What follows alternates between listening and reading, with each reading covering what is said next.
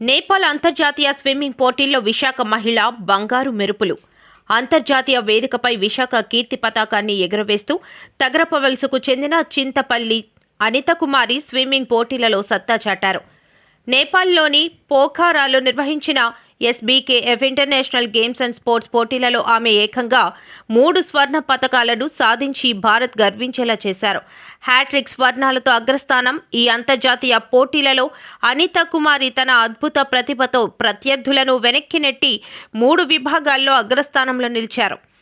40-45 age గ్రూప్లో 50 మీటర్ల free style, 50 మీటర్ల బ్రెస్ట్ స్ట్రోక్, 100 మీటర్ల ఫ్రీ స్టైల్ ఈ 3 ఈవెంట్లలోనూ ఆమె బంగారు పతకాలను కైవసం చేసుకుని తన మేటి నైపుణ్యాన్ని ప్రదర్శించారు. ఇప్పటి వరకు ఆమె దేశ విదేశీ పోటీలలో కలిపి సుమారు 150 పతకాలు గోల్డ్, సిల్వర్, బ్రాంజ్ సాధించడం విశేషం. మధురవాడకు చెందిన పిట్ల బుల్లిబాబు చూడామణి దంపతుల కుమార్తె అయిన అనిత కుమారి బాల్యమంతా మధురవాడలోనే సాగింది.